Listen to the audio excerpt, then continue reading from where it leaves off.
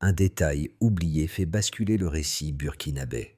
En quelques mois, la libération massive des détenus a retourné les pronostics internationaux et replacé le Burkina Faso au centre des débats sur la souveraineté africaine.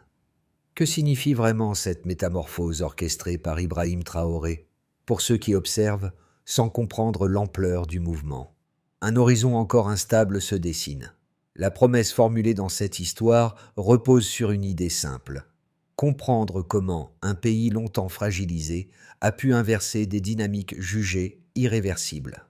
La mutation du Burkina Faso soulève des enjeux bien réels, parmi lesquels la sécurité retrouvée, la cohésion sociale et la reconstruction progressive d'un territoire meurtri. Au-delà du récit politique, l'enjeu pour le spectateur est clair: saisir les mécanismes qui transforment un État dépendant en acteur souverain capable de redéfinir ses propres règles.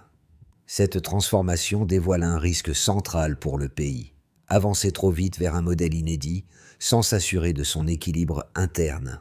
Les choix opérés, aussi audacieux soient-ils, reposent sur un fil ténu où chaque décision peut accélérer la souveraineté ou précipiter la fragmentation. Et pourtant, un détail passé sous silence pourrait tout faire basculer. En moins de 2 ans, une statistique improbable a fissuré toutes les certitudes.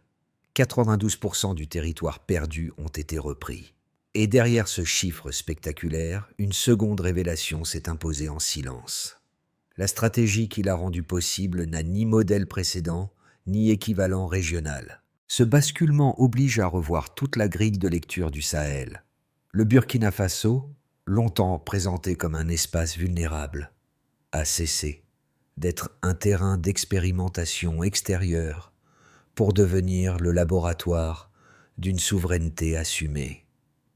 Sous l'impulsion d'Ibrahim Traoré, la logique sécuritaire habituelle, lente, bureaucratisée, dépendante, a été remplacée par une approche de terrain où la vitesse d'exécution vaut autant que la doctrine. Les actions, concentrées sur des zones jadis abandonnées, ont fait naître un sentiment que beaucoup croyaient disparu: l'idée qu'un État peut encore protéger, même dans les marges du désert. La transformation ne vient pas uniquement des opérations militaires. Elle s'exprime d'abord dans les villages: routes rouvertes, marchés réanimés, familles revenues de l'exil. Les gestes quotidiens, cultiver, vendre, enseigner, sont devenus les premiers indicateurs d'un pays en reconstruction. Ce sont ces signaux faibles, plus que les discours officiels, qui ont convaincu les populations que quelque chose avait réellement changé.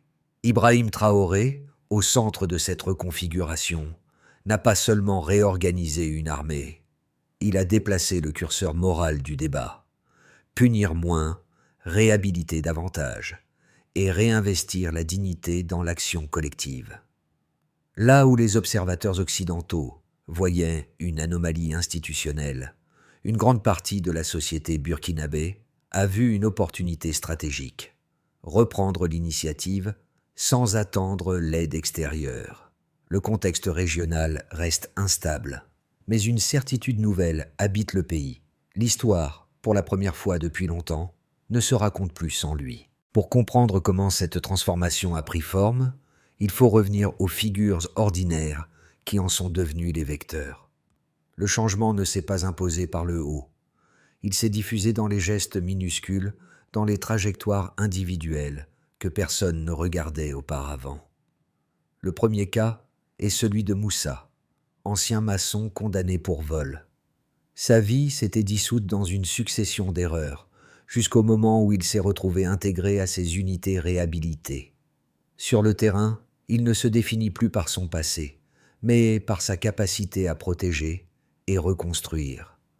Aux yeux des villageois, il est devenu un repère, discret, imparfait, mais essentiel pour restaurer une normalité perdue.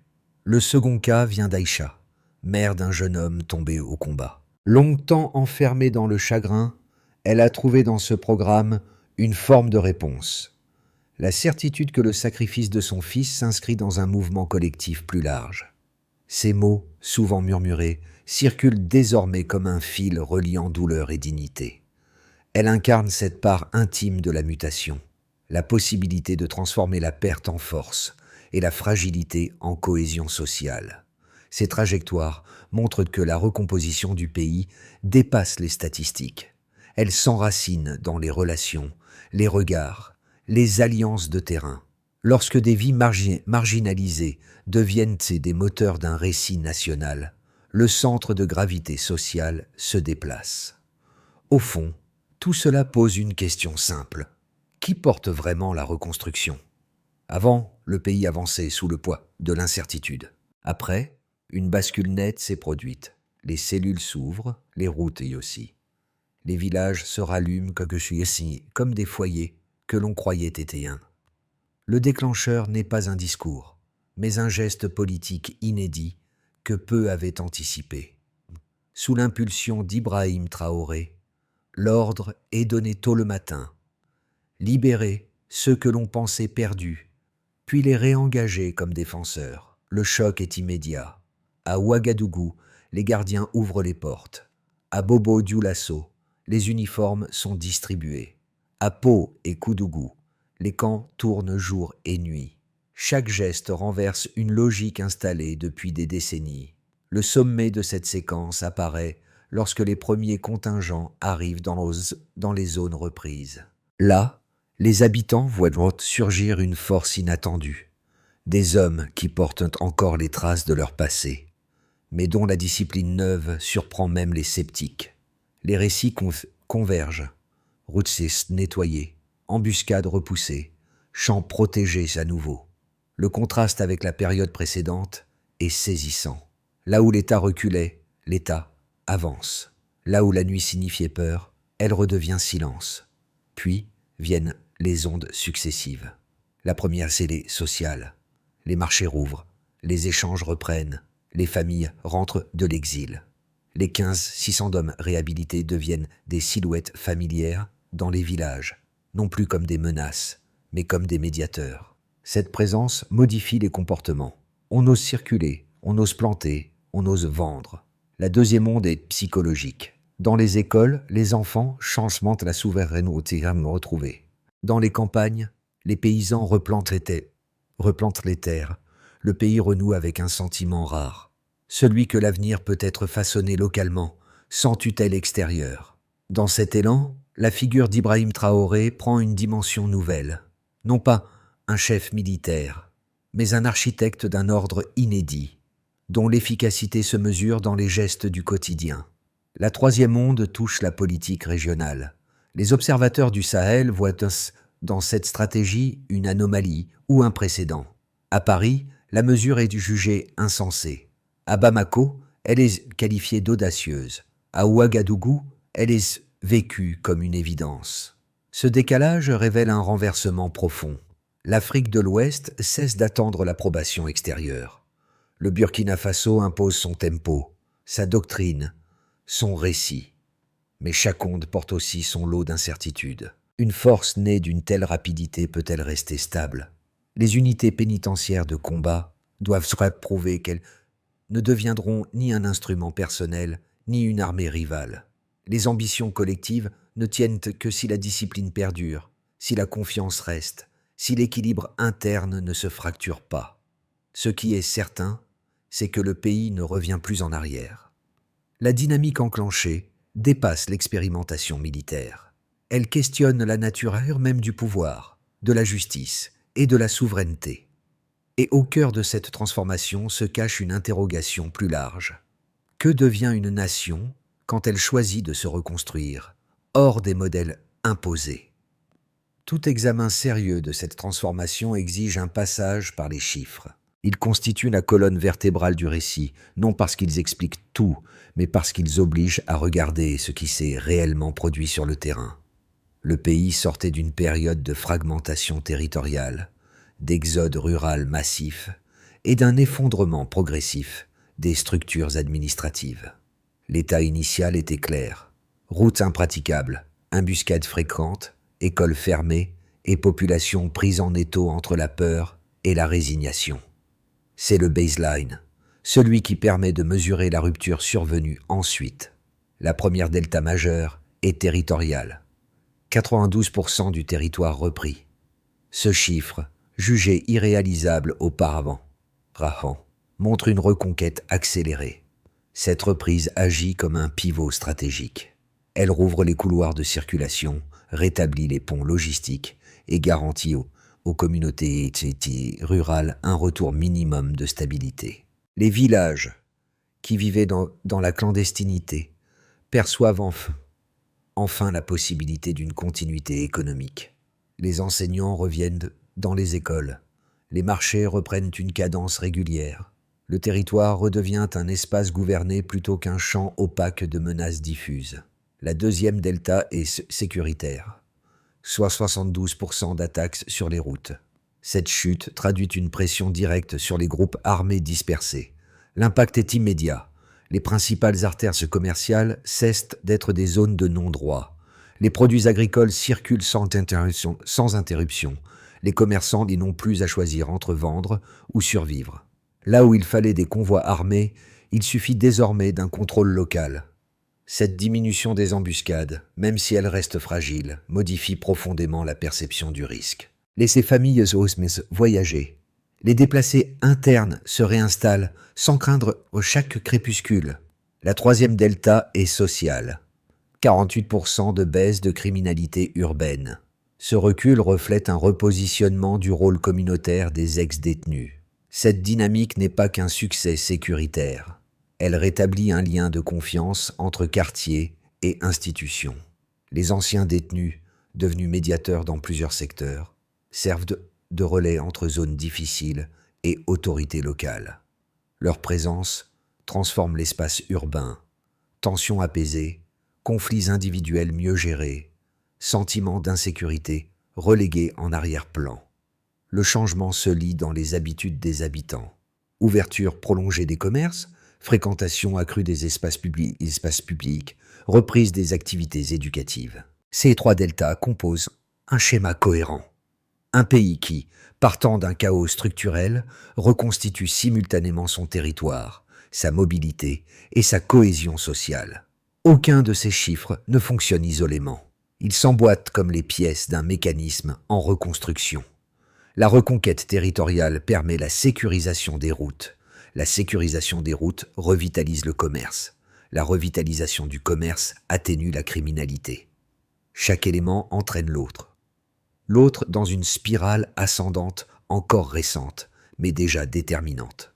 Cependant, cette mécanique n'est pas garantie. Les progrès reposent sur une discipline nouvelle, une coordination rapide et une acceptation collective de la rédemption comme moteur institutionnel. Les chiffres montrent un élan. Ils ne montrent pas encore la durabilité. La véritable question, en arrière-plan, demeure. La trajectoire actuelle peut-elle résister aux tensions qui s'annoncent ?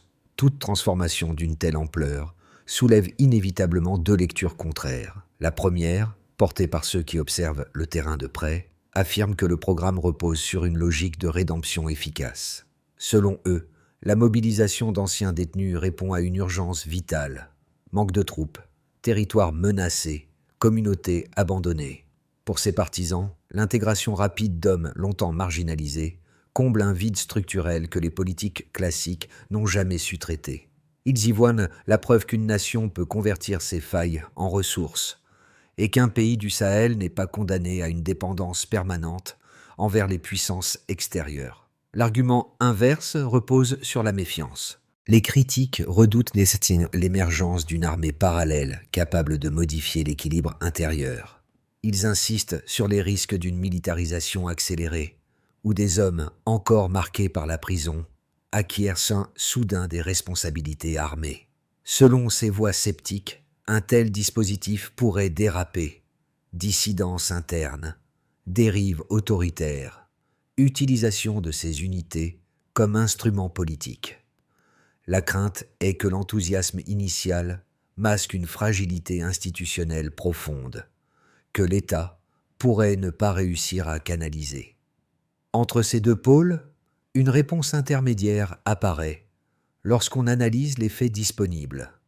Le programme, encore jeune, produit des résultats visibles, recul des attaques, réouverture des routes, baisse des tensions urbaines. Ces signaux ne suffisent pas à prouver sa durabilité. Mais ils montrent ce que l'approche repose sur une logique de terrain qui fonctionne à court terme. Le succès actuel ne réside ni dans la seule discipline militaire, ni dans un romantisme de la réhabilitation, mais dans l'articulation des deux, une structure d'encadrement stricte alliée à un objectif social clair, celui de restaurer la cohésion nationale en s'appuyant sur ceux que le système avait écartés. La question centrale ne disparaît pas pour autant. Ce modèle peut-il se stabiliser sans déborder? Le pays avance, mais l'équilibre reste délicat. Rupture nette, terrain transformé. Ce moment charnière apparaît lorsqu'un geste politique, d'abord perçu comme une anomalie, devient une dynamique collective impossible à ignorer. Sur le terrain, les premières semaines du programme révèlent une bascule psychologique que les analystes n'avaient pas anticipée. Les ex-détenus, longtemps exclus, cessent d'être une marge et deviennent un levier central de stabilisation. Ce renversement surprend autant qu'il réoriente le récit national. Ibrahim Traoré, dans cette séquence, change la nature même de l'autorité en y introduisant une logique inattendue, réhabiliter pour protéger. Là où l'Occident voyait un risque, les communautés locales décèlent une chance de reprendre la main sur leur propre sécurité. Le point de bascule se lit dans les gestes. Routes nettoyées, ponts reconstruits, champs protégés avant la saison sèche. Rien d'héroïque, rien de spectaculaire. Seulement une efficacité concrète qui redessine le rapport entre État, population et sécurité. Cette mutation modifie la hiérarchie des priorités. Au lieu de survivre, les villages recommencent à planifier. Au lieu de craindre la nuit, ils réapprennent circuler. Le réel, soudain, reprend de la place sur la peur. Les conséquences de cette transformation se déploient en cercles successifs, comme des ondes qui réorganisent simultanément l'État, l'économie, la vie sociale et l'équilibre régional. Chacun de ces niveaux révèle une facette distincte de la mutation burkinabé, et ensemble, ils composent une carte d'impact dont l'ampleur dépasse largement la seule dimension militaire. La première conséquence est institutionnelle. L'État, longtemps perçu comme fragmenté, réapparaît dans les zones où il avait disparu. Les 92% de territoires repris stabilisent l'appareil administratif et permettent aux services publics de fonctionner à nouveau. Les écoles rouvertes deviennent les marqueurs visibles d'une souveraineté restaurée. Ibrahim Traoré, en orchestrant ce recentrage, modifie la perception du pouvoir. L'État cesse d'être une abstraction lointaine et redevient un acteur concret, capable d'apporter sécurité et continuité. La seconde conséquence se lit dans les échanges marchands.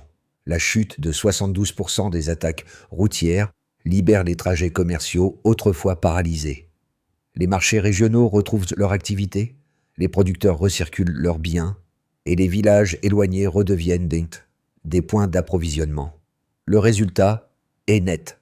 La présence des anciens détenus dans les zones rurales permet de relancer les flux essentiels. Les commerçants, longtemps pris en étau entre banditisme et isolement, travaillent désormais avec une marge de sécurité qui rend l'économie quotidienne viable. Même les zones agricoles autrefois abandonnées voient les paysans retourner aux champs. La troisième conséquence, plus discrète mais décisive, concerne les relations sociales. La baisse de 48% de la criminalité urbaine transforme l'atmosphère des quartiers. Les ex-détenus intégrés comme médiateurs rétablissent un dialogue que les institutions traditionnelles n'arrivaient plus à maintenir. Les familles déplacées rentrent dans leur village. Les enfants retrouvent le chemin des écoles. Signe que la normalité recommence à s'installer. Dans ce mouvement, les gestes ordinaires, marcher la nuit, ouvrir un commerce, cultiver un champ, deviennent des actes possibles, non des paris risqués. Ibrahim Traoré apparaît alors comme l'architecte d'une stabilité qui se construit à partir du quotidien, non du sommet. La dernière conséquence s'étend au-delà des frontières. Le Burkina Faso, qui semblait condamné à subir les pressions extérieures, devient un point de référence pour ses voisins. Le Mali, le Niger et même le Tchad observent avec attention l'efficacité inattendue d'un modèle qui renverse des décennies de dépendance stratégique. La mesure jugée insensée à Paris devient un précédent dans le Sahel. Une nation peut restructurer sa sécurité en mobilisant ses propres ressources humaines. Ce déplacement de puissance symbolique inquiète certaines capitales occidentales, mais galvanise plusieurs pays africains, qui y voient une voie possible vers une autonomie stratégique plus affirmée. Ces 4 cercles montrent une réalité simple. La transformation du Burkina Faso ne se limite pas à des victoires militaires. Elle recompose l'économie, apaise les communautés et modifie l'équilibre régional. Reste une question en suspens. Cette dynamique peut-elle résister à l'usure du temps? Les mois qui viennent ouvrent 3 trajectoires possibles pour le pays. Elles ne prédisent rien avec certitude, mais elles tracent les contours d'un avenir qui dépendra autant de la discipline institutionnelle que de la cohésion sociale déjà amorcée. Chaque scénario repose sur les dynamiques observées et sur les forces encore fragiles qui sous-tendent dans la transformation actuelle. Dans cette perspective, les acquis sécuritaires se maintiennent à un niveau stable. Les 92% de territoires repris servent de sorte de socle pour poursuivre la réhabilitation locale, et les anciennes zones de conflit restent sous contrôle grâce aux unités déployées. Les marchés continuent de fonctionner, les écoles restent ouvertes, les villages renforcent leur capacité d'autonomie. Les tensions internes persistent, mais demeurent sans contenu. Cette progression exige une coordination constante entre forces de sécurité, autorités locales et communautés rurales. Ici, la dynamique actuelle se renforce. Les résultats obtenus inspirent les pays voisins, créant un espace de coopération sécuritaire inédit dans le Sahel. La baisse des attaques routières et le recul de la criminalité urbaine accélèrent la reprise économique. Les villages réinstallés deviennent des centres de production actifs. Le modèle burkinabé est étudié, discuté, adapté. Une boucle vertueuse se forme. Sécurité, économie, cohésion sociale, stabilité politique. Le pays gagne en influence, non par la force, mais par l'exemple. Dans ce scénario, une série d'incidents isolés fissure la confiance acquise. Une partie des unités réhabilitées échappe à l'encadrement, où des tensions politiques internes prennent de l'ampleur. Les groupes armés profitent des failles pour relancer des attaques ciblées. Les marchés se replient, la criminalité remonte, les villages frontaliers se vident à nouveau. Les progrès s'érodent lentement, non par effondrement brutal, mais par une succession de dérives modestes qui affaiblissent la cohésion nationale. Ce scénario rappelle la fragilité inhérente de toute reconstruction rapide. Aucun futur n'est garanti. La clé réside dans une vigilance lucide.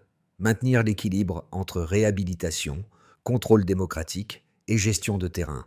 Ce n'est pas la vitesse du changement qui décidera de l'avenir, mais la capacité à préserver son intention première. La transformation en cours ne se lit pas seulement dans les institutions ou sur les cartes du territoire. Elle touche directement ceux qui vivent ces ces changements, au quotidien. 3 cercles d'audience, chacun avec ses attentes, ses doutes et ses besoins, ressentent cette mutation de manière différente, mais complémentaire. Pour eux, le retour des routes praticables et la baisse des attaques constituent des repères essentiels. Ils observent chaque amélioration avec prudence, mais reconnaissent que les déplacements sont moins risqués et que les marchés reprennent une cadence régulière. Leur attente principale est simple, que cette stabilité ne soit pas un épisode passager. Ils veulent voir durer les progrès, sans bascule imprévisible. Ce groupe ressent la transformation avec une intensité particulière. Les villages réoccupés, les terres replantées, les écoles rouvertes créent un sentiment de respiration nouvelle. Ils espèrent surtout que les initiatives locales continueront à être soutenues. Ce public perçoit la reconstruction comme une reconquête de dignité plus que comme un retour à la normale. Ils veulent être considérés comme acteurs, pas comme bénéficiaires passifs.